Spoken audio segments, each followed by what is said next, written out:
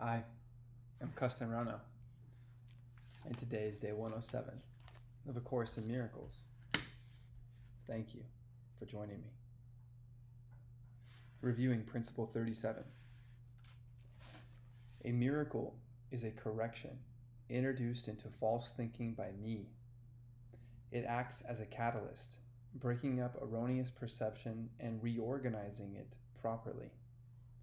This places you under the atonement principle, where perception is healed. Until this has occurred, knowledge of the divine order is impossible.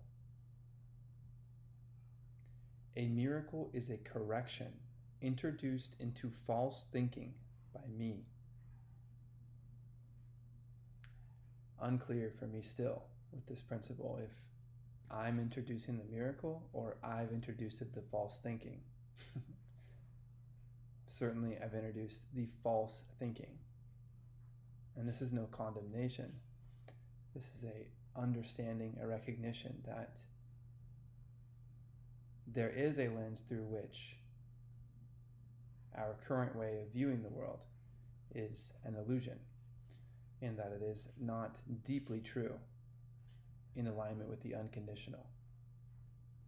We are curious about love and seeing all things through our holiness, and thus we can capture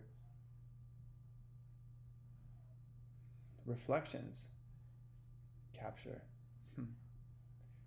reflections when we are out of alignment with our holiness. If we become curious about what the truth is in the invisible, and maybe that feels abstract, but it feels like something. You know when someone tells you the truth. We can borrow this idea and we can feel when something does not feel like the truth. And if it feels like we are swimming in a sea of upsets, or we notice ourselves attacking or defending something, slow to even consider an idea of forgiveness, caught up in some other cycle, we can accept this as non-true, that it is non-conducive towards love. A miracle is a correction from this way of thinking, a correction introduced into false thinking by me. It acts as a catalyst in that it is coming from the outside way of seeing things, getting our attention, often in a healing form. We embrace miracles, of course, because they fix things. They put things back in order suddenly and mysteriously. It acts as a catalyst, getting our attention, breaking up erroneous perception. So we have been perceiving incorrectly, wrongly. We have been wronging ourselves, believing that we are wrong, that we wrong. We have been condemning ourselves, seeing ourselves as therefore guilty, therefore not innocent any longer as adults, at least, therefore not sinless. And it's understandable. You could say, I've lied, I've cheated. So how could I be sinless? This requires us to see life fundamentally differently again. And this is what the miracle inspires. It is calling out to say, do you notice that there are inexplicable ways, according to whatever that you believe you know, there are inexplicable ways of healing, of seeing differently, that invite you to feel joyous and love. It acts as a catalyst, breaking up erroneous perception and reorganizing it properly. That's what a miracle does. No one is seeing someone fall sick and saying, it's a miracle. That's not what a miracle is. It breaks up erroneous perception and reorganizes it properly, part of what it is doing is asking you to perceive everything that you have been paying attention to differently. There is another way of looking at this, not only the one that you have been told, and not only the one in alignment with your upsets. This places you under the atonement principle. Atonement is capitalized, principle is not. What is this? The atonement. The atonement is the interlocking chain of forgiveness that is completed. And we are reminded that atonement works all the time and in all dimensions of time. It is something infinite. Atonement is on the other side of all forgiveness, all undoing. We are reminded that atoning means undoing. So, this catalyst, breaking up erroneous perception, reorganizing our perception, offering a correction from the wronging that we are doing with the way that we are seeing the world. This places you under the atonement principle. You are now in the realm or of the idea of the place on the other side of forgiveness and salvation, on the other side of undoing of illusions. This places you under the atonement principle where perception is healed. You have been seeing one way, it is wronging you. Miracles are healing. Your perception is healed when you see the miracle and you accept it for what it is, rather than writing it off and going back to the habits associated with your current system, even though the miracle just came from outside of it and said, are you paying attention?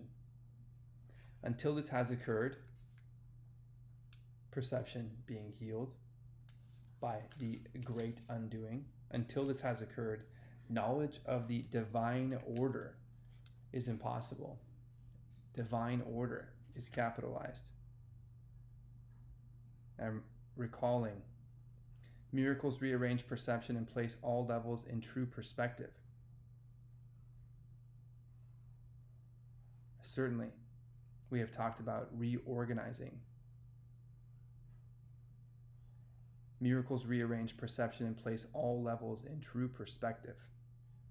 There is a reordering, some kind of reordering of some kind of levels. Until this has occurred, until atonement has been completed, what is that? Forgiveness, salvation. You are discovering it for yourself, undoing the way that you have been seeing wrongly, so you may see truly.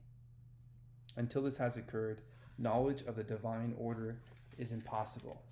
We remember too, miracles as such do not matter. The only thing that matters is their source, which is far beyond evaluation. Perhaps when you can see truly, it is no longer beyond evaluation. Until the atonement principle has been noticed, where perception is healed, until this has occurred, knowledge of the divine order is impossible. If God is in the eternal realm of knowledge, then he must be willing us to understand some divine order, some holy structure, or holy way of seeing all things through our holiness. How do we glimpse this idea? How do we begin to evaluate the source of miracles, which is love? Well, we announce with conviction our desire to know love, to be in love, so we may sell what we have, so we may give that which we are in truth. This is how truth works. This is what knowledge is. Knowledge is learning, not passing a test. And we are learning. Where is the highest level of learning? Well, it's in the eternal, beyond time. Time is a teaching device. Miracles are teaching devices to show us some other way of seeing. Time may end when the learning is complete. This is where knowledge is. beyond learning. Knowledge of this divine order is revealed to us through the miracle. What is the miracle? Your salvation, your awakening to your own opportunity for forgiveness, to see giving and receiving as a blessing, to letting yourself go and realizing that you, conscious you, perceiving persists. Thus, your perception changes, and thus an opportunity for a new perspective arises. This is true vision in alignment with the Holy Spirit. At least that's what I'm gathering from the text. Wouldn't it be great to rest your mind with the mind of God in the eternal realm of knowledge, rather than only be learning in some sliver of time? May we take the idea of the miracle to heart and realize it is asking us to notice something very special. Lesson 107. Truth will correct all errors in my mind. Truth will correct all errors in your mind. This is the miracle, correcting our wrong way of perceiving. Truth will correct all errors in my mind. Please repeat after me. Truth will correct all errors in my mind.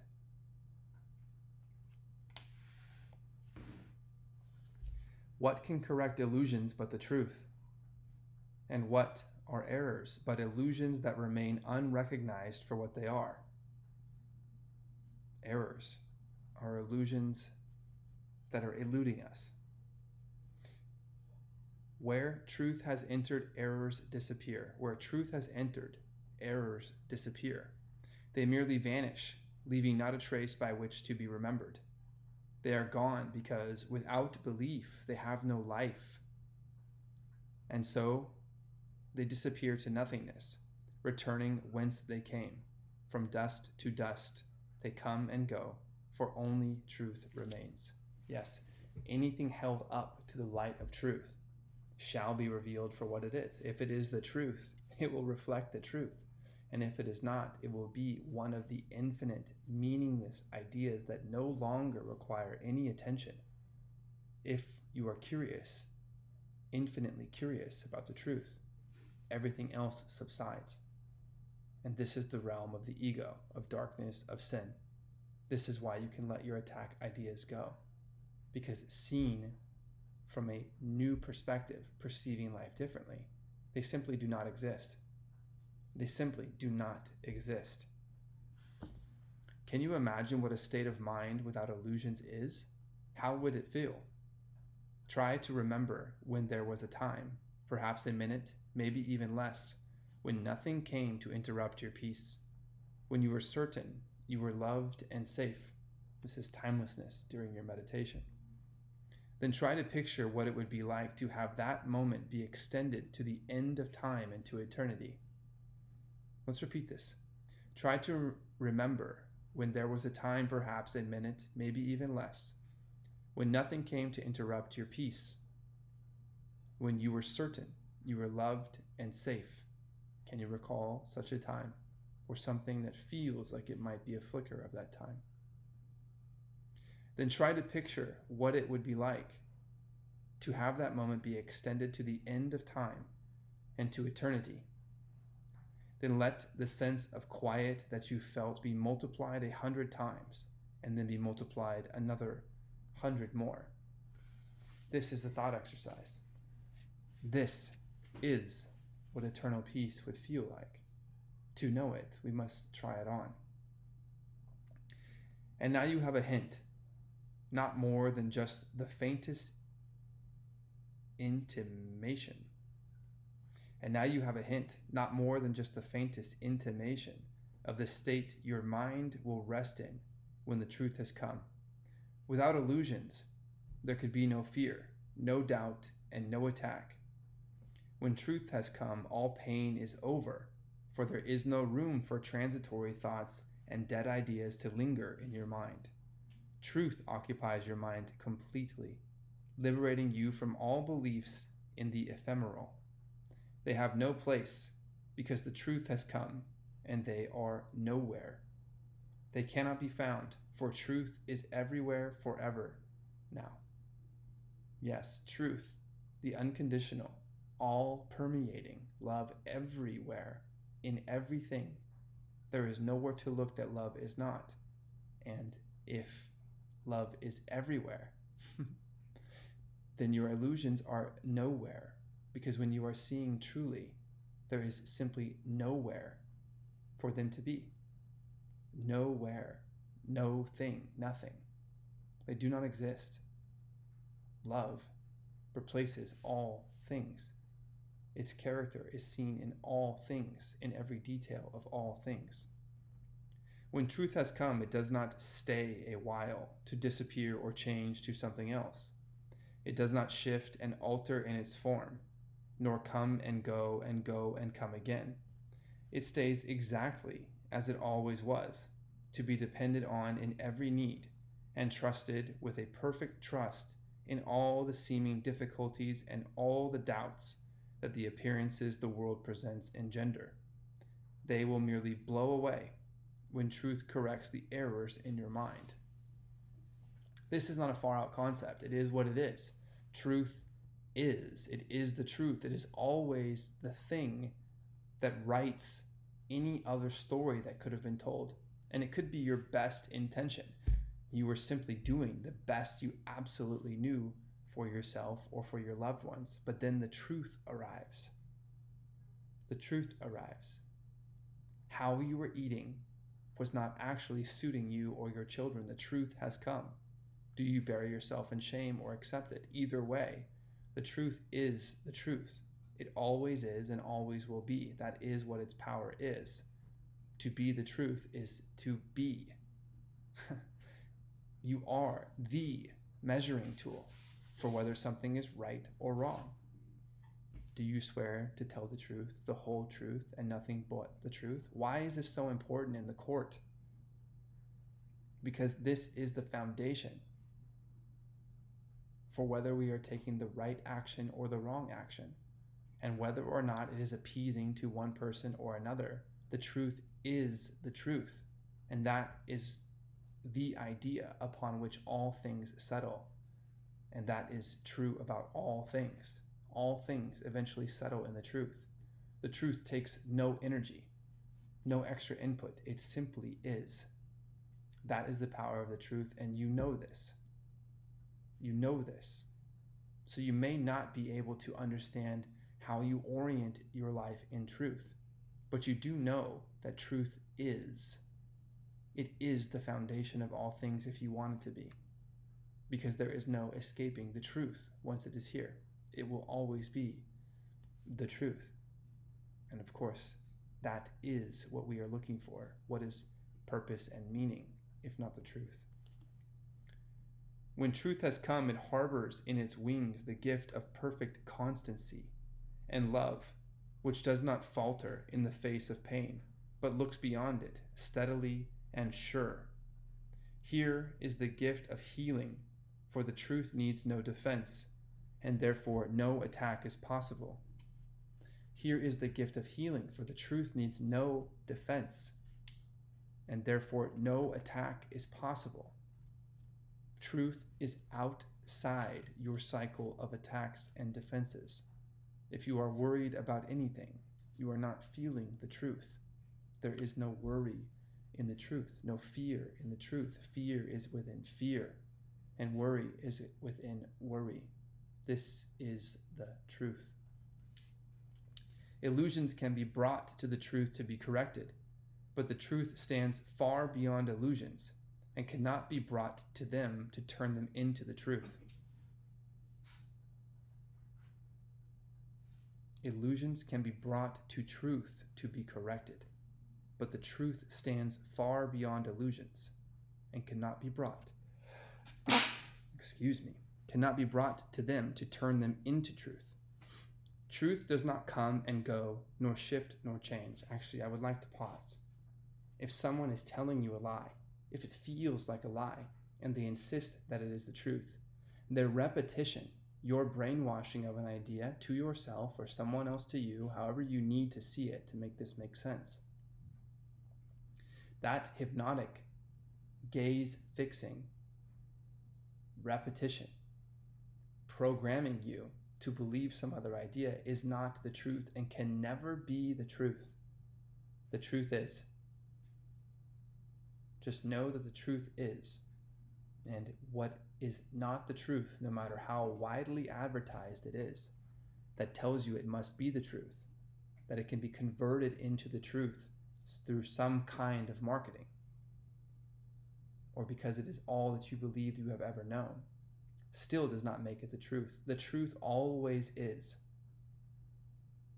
And lies are afraid that you may see the truth. Truth does not come and go, nor shift nor change, in this appearance now and then in that, evading capture and escaping grasp. It does not hide. It stands in open light, in obvious accessibility. If someone must withhold some information to tell you the truth, you are in a psyop. There is just no other way that it exists. Do not allow yourself to be co-opted by a lack of transparency and accept it as the truth. It does not sit well with you when someone withholds information and tells you it's the truth. We are seeing that today, and you are being asked not to notice it. But you do. Of course you do. It is impossible that anyone could seek it truly and would not succeed. Today belongs to truth. Give truth its due, and it will give you yours. You are not meant to suffer and to die. Your Father wills these dreams be gone. Let truth correct them all. You will suffer and die in the physical, aligning yourself with ideas of preservation. So will I. So where will you live? What would you like to live as? You could live as the truth in eternity. How do you do that? Commit to the miracle in the invisible and notice the unconditional love that is you. We do not ask for what we do not have. We merely ask for what belongs to us, that we may recognize it as our own. Today we practice on the happy note of certainty that has been born of truth. The shaky and unsteady footsteps of illusion are not our approach today. We are as certain of success as we are sure we live and hope and breathe and think. We are as certain of success as we are sure we live and hope and breathe and think. You know the truth and you are entitled to it. You are worthy of it, and you need not sell yourself any other story any longer. Truth will correct all errors in your mind. We do not doubt we walk with truth today and count on it to enter into all the exercises that we do this day. Begin by asking him who goes with you upon this undertaking, that he be in your awareness and go with him. Begin by asking him who goes with you upon this undertaking, that he be in your awareness as you go with him. You are not made of flesh and blood and bone, but were created by the self-same thought, capital T. You were created by the self-same thought, which gave the gift of life to him as well. Not everything had a brain, but then brains were born in the jellyfish and in you. How would life create a brain without a brain? There is something else going on here. You are not made of flesh and blood and bone, but were created by the same thought, which gave the gift of life to him as well. This is how special you are, what you are. You are not consciousness in a body or a brain. You are this experience in consciousness, and it is time to see the truth. He is your brother, And so, like to your Father knows you, he is your brother. And so, like to you, your Father knows that you are both the same. It is yourself, capital S, it is yourself you ask to go with you. And how could he be absent where you are? Okay. This isn't some absolutely insane idea.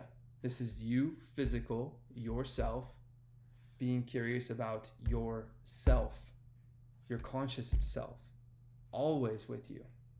It's inescapable. You have a twin in truth, you in truth. This is who you are calling upon, saying, how is it that you see things?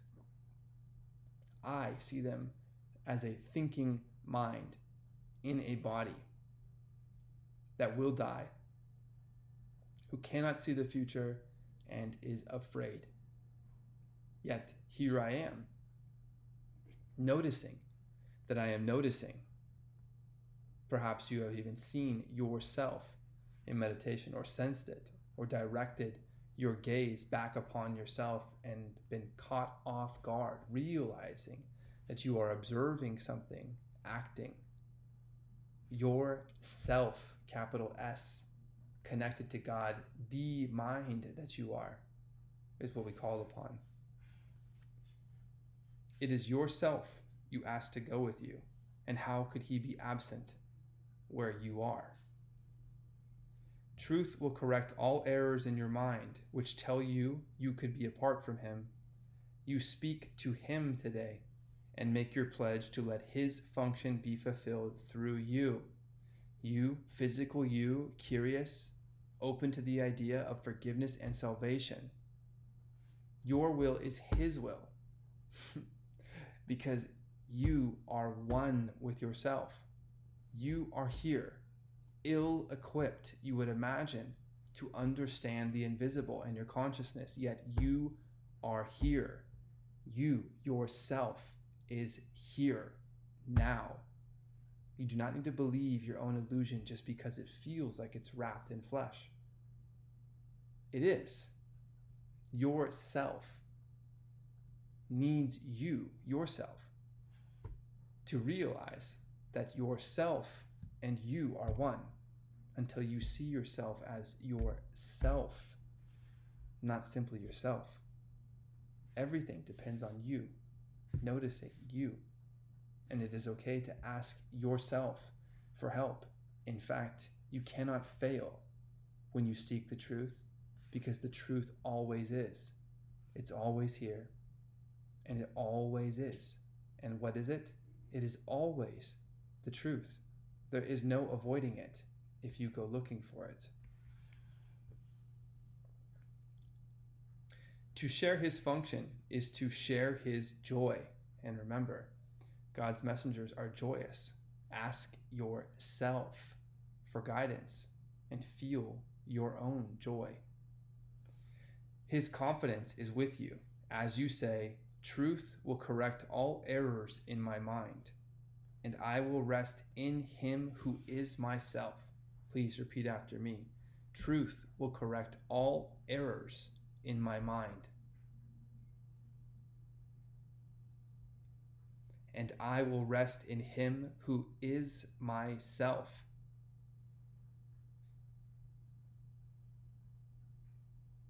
One more time, please.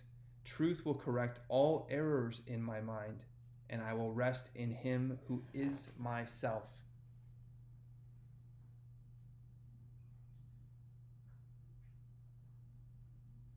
I will rest in him who is myself.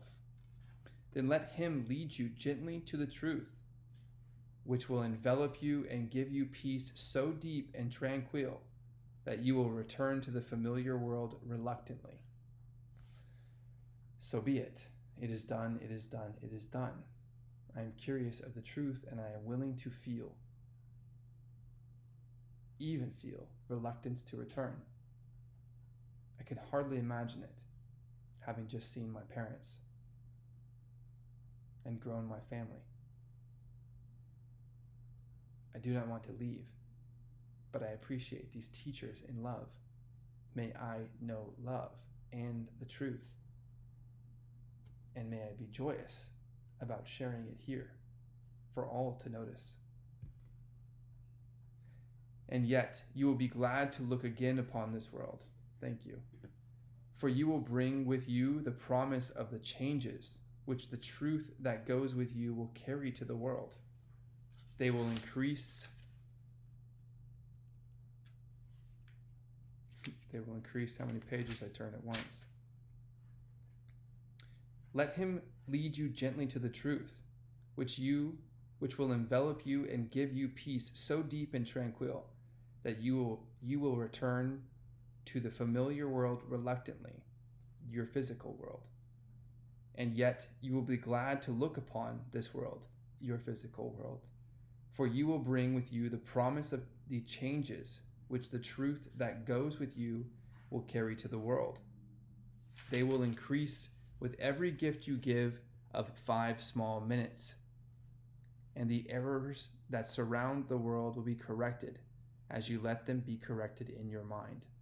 Yes, your state of mind is your state of being. Playing with your state of being is to play with the effects. Please, play in the cause.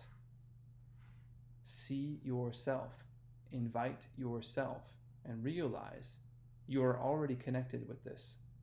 May you see yourself in your mind and be curious about the truth together, perfectly safe.